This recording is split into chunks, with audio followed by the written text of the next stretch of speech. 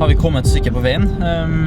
Jeg tok et klipp tidligere her hvor jeg snakket og skulle fortelle at vi var på vei til Hamar og alt det som jeg skal si nå, men jeg urutinert. Jeg har hatt litt for lang pause fra vloggen nå, så jeg hadde på slow motion og klippet ubrukelig. Nå har det blitt mørkt, så da er vi egentlig på veien. Vi er time unna Hamar. Vi skal rett inn på hotellet nå, skifte på oss, og så er det egentlig bare å komme seg rett på idrettsgallaen, og forhåpentligvis så får jeg en pris. Det vet vi jo ikke. Jeg håper det, men det er mange sterke kandidater, så ja, vi får se. Men planen er i hvert fall å komme seg nedover nå, og ja, det her er jo starten på uka, så og i går så var jeg hentet meg en smoking fra Høyer, og når jeg hentet den så kan vi egentlig bare se klipp fra det nå.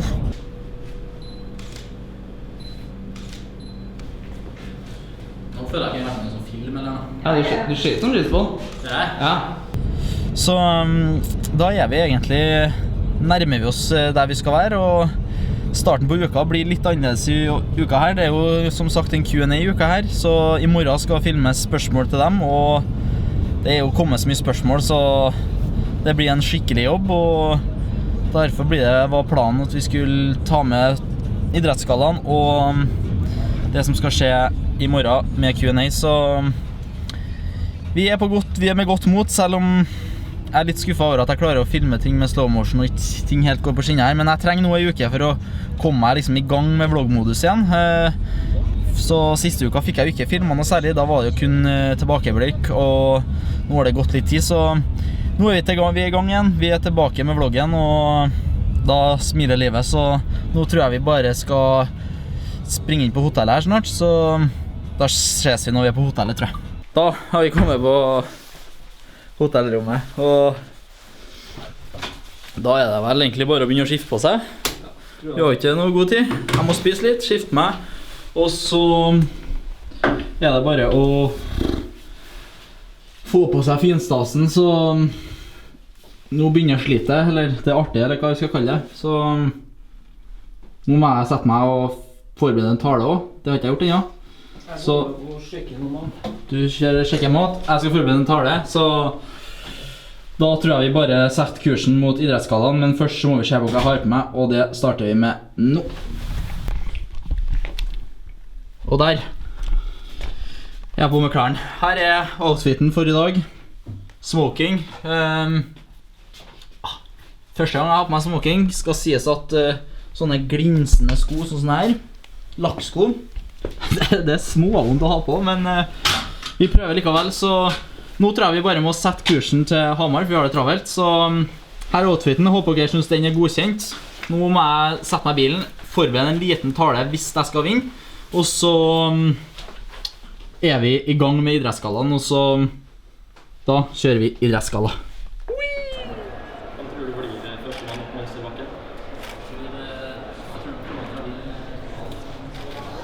Jeg prøvde ikke å tenke noe på det, og yes, det er godt å høre at det er flere som er nervøs. Jeg har jo bare sett her på TV-en, så å stå her nå og skal få en pris, det er uvirkelig, så tusen takk til juryen som har stemt på meg. Og da er vel tiden for å takke dem som skal takkes, og som fortjener, og da må jeg selvfølgelig starte med alt mulig med han morfar. Han er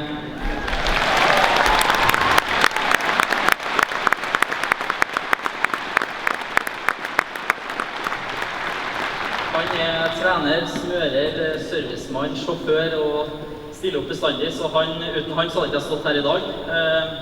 Og med det så må jeg også takke Norges Skiforbund med Arild Monsen i spissen, som lar meg og morfar få holde på litt som vi vil, og som er en bra sparingspartner. Og det er mange jeg må takke, By og Stiel, som kjører løypa og lar oss få gå på ski hele vinteren, og samarbeidspartnerne mine venner som støtter meg, og ikke minst min familie med mamma og pappa og mine 2 søsken i spissen.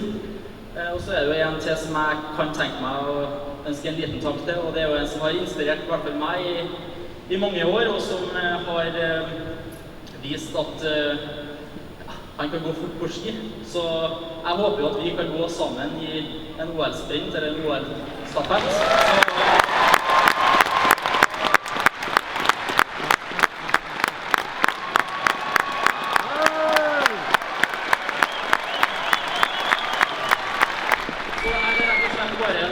Den som har bursdag i dag, så gratulerer med dagen, Petter. Jeg må bare si, det var gåsehud, det var meget elegant. Veldig bra. Yes, da er vi ferdig. Fort og gærlig. Her er prisen. Jeg er strålende fornøyd. Caps til Northug. Det var bare en gest, så nå tror jeg det blir... Jeg tror jeg skrur av telefonen min på vei til Trondheim, for her blir det mye styr. Så... rød løper inn til der vi skal være. Det er ikke noe tvil om at det er stilt ordentlig til stand, men jeg har ikke tid til det her. Jeg skal gå fort på ski, det er skiløper jeg skal være, så da tar jeg meg prisen. Nå har jeg fått en pris, strålende fornøyd, så da tror jeg egentlig vi bare kjapper oss tilbake på hotellet, og så peiser jeg hjem i kveld, selv om det blir natta, men det er akkurat det jeg trenger nå, så takk for pris. Og Heldig som har en far som kjører. ja, det er jeg glad jeg skal ikke kjøre, så livet smiler. Det ble kort og hektisk tur til Hamar. Inn, opp, hent pris og ned igjen, så nå skal jeg hjem. Skal jeg sove i bilen. Vi har 5 timer foran oss, så vi er nok ikke framfør i 2-tida i natt, så det er hardt, men det var definitivt verdt det når man fikk pris, så strykejern i hånda og Du er heldig. ser bra ut, så capsen min har fått mye oppmerksomhet i dag. Og jeg venter jo egentlig bare på at Petter skal komme og hente den på Ferstad, så jeg venter på Petter, det er bare å komme og hente den, så skal du få bursdagsgaven din. Så nå tror jeg vi stikker hjem. Yes, da har vi våkna og kommet oss tilbake til Trondheim før stormen slo inn. I dag har det vært helt herrens vær her i Trondheim, og ja, rett og slett veldig glad vi kjørte i går kveld / natt, i stedet for å kjøre nå i det været her, så vi har kommet tilbake. Jeg har sovet til klokka er 11:30, så det er lenge siden jeg har sovet så lenge.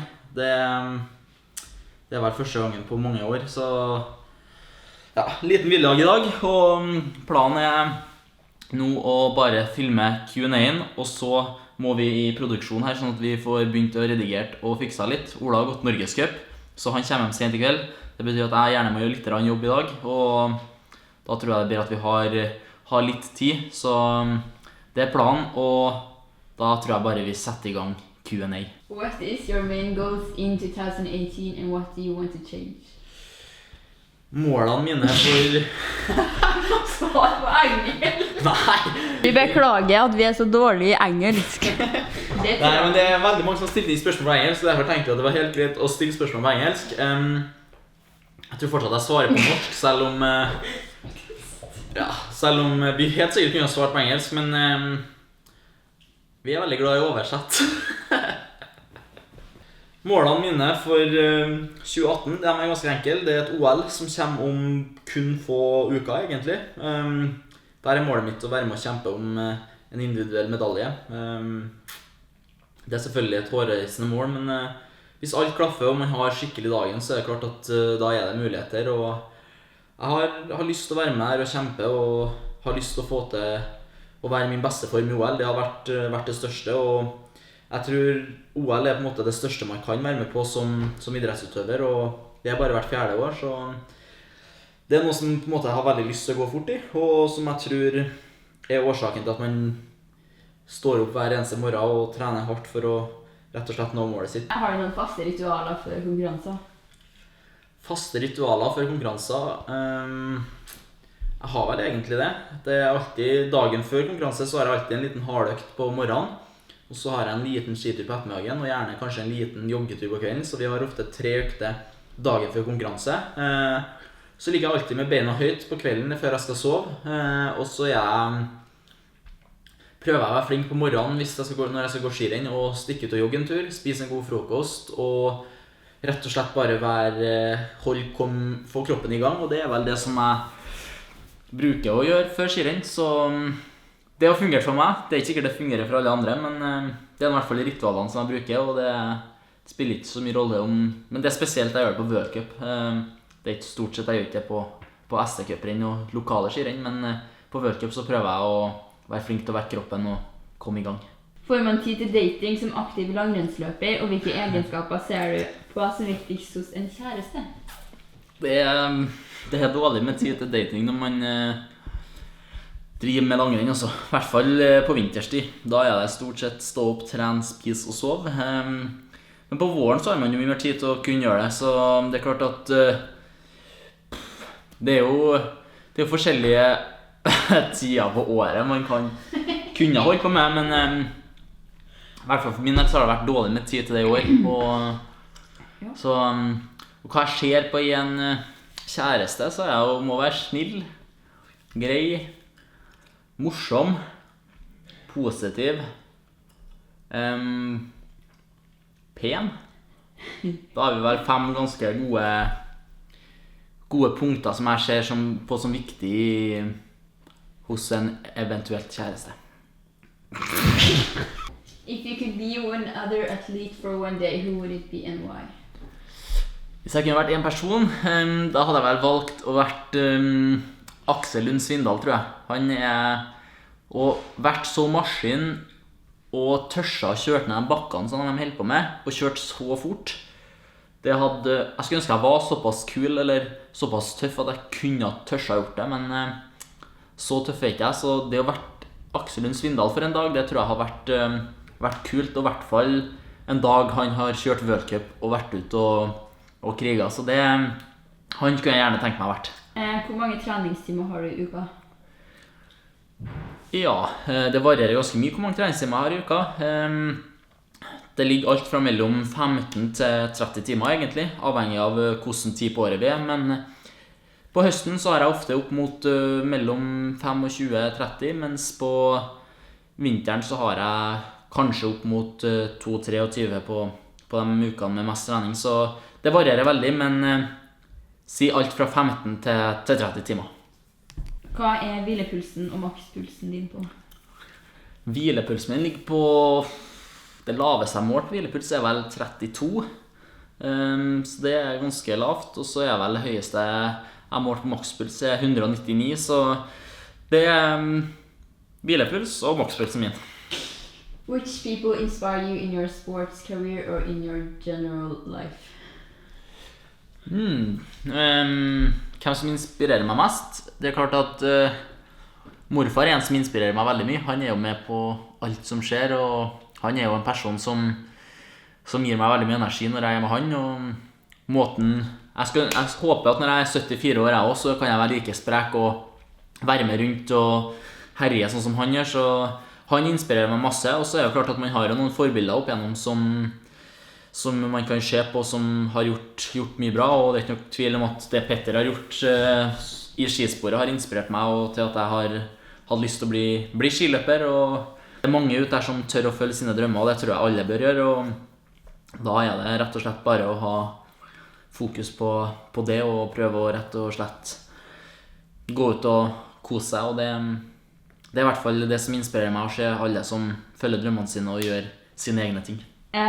Når du går skirenn, det mulig å få bildene fra TV inn I vloggen slik at vi ser deler av skirennet? Skulle gjerne ønske det, for det ikke så lett for meg å filme skirennet når jeg går skirenn selv. Det får ikke jeg til, rett og slett. Så grunnen til at vi ikke kan gjøre det for at det rett og slett rettighetsmessige ting som gjør at vi ikke kan ta materialet derfra. Så derfor blir det veldig lite film fra selve skirennet, og det jo selvfølgelig beklagelig, men de gangene Ola hjemme, og de gangene vi har mulighet til det, så gjør vi det selvfølgelig, men det sjelden vi har mulighet til det, og kan dessverre ikke få gjort annet enn å bare filme både før og etterpå, og jeg skulle gjerne ønske at dere kunne fått sett mer, men det får jeg rett og slett ikke til, så det må jeg bare legge meg langflat og si beklager, men vi prøver å jobbe med det, og jobbe støtt og stadig med å prøve å få til, så skal ikke se bort fra at det kan komme, men det ser dårlig ut å få til noe I denne sesongen I hvert fall. Hva gjør deg motivert til å stå opp tidlig hver dag og trene så mye som du gjør? Det vel motivasjonen min vel at man har lyst til å gå fort på ski og være med å kjempe om seier på skirenn, men I tillegg så det liksom man har lyst til å få til noe, man har lyst til man trives med det man gjør, og det veldig sånn jeg føler når man kommer seg ut så det veldig mye lettere å gjøre ferdig økta enn når man på en måte... Den dørstokkmila kan bli ganske lang da, hvis man drøyer den, og for min del så er det veldig enkelt. Hvis jeg står opp og trener klokka 8, så er det mye lettere for meg å stå opp og trene klokka 8 enn om jeg står opp klokka 10 og skal trene 11. Da sliter jeg med å komme meg ut når klokka 11, for da føler jeg at hele dagen har gått, føler jeg at ting ikke blir helt optimalt, og derfor er det vel egentlig derfor jeg står opp klokka 7 hver eneste dag for å prøve å komme meg ut tidligst mulig før resten står opp, og gjøre jobben som jeg tror kreves for at man skal kunne være med å kjempe om seier på skirenn, og ikke minst være fornøyd med den jobben som man gjør selv. Hva begynte deg å starte med vloggen, og hvor kom ideen fra? Det som fikk meg til å starte med vlogg var egentlig når jeg lå i Davos før jul i fjor, og ble forkjøla, hadde ikke mye å holde på med, så begynte jeg å se litt på YouTube, fant ut litt om konseptet vlogg, og begynte å sjekke om det var noen som i hele tatt hadde startet med vlogg som skiløper, og det var det ikke, og da tenkte jeg at her er en gyllen mulighet for å få holde på med det som man liker, nemlig å ta litt bilder og videoer, og i tillegg kan lage en liten historie bak det, og rett og slett så hadde jeg bare lyst til å vise folk hva er det skiløpere driver på med, og det er veldig mye snakk om langrenn fra fredag til søndag når det er World Cup, men blir ofte litt glemt fra mandag til fredag, og derfor fikk jeg for meg at hvis man starter en vlogg så kan man vise dere som sitter hjemme der hva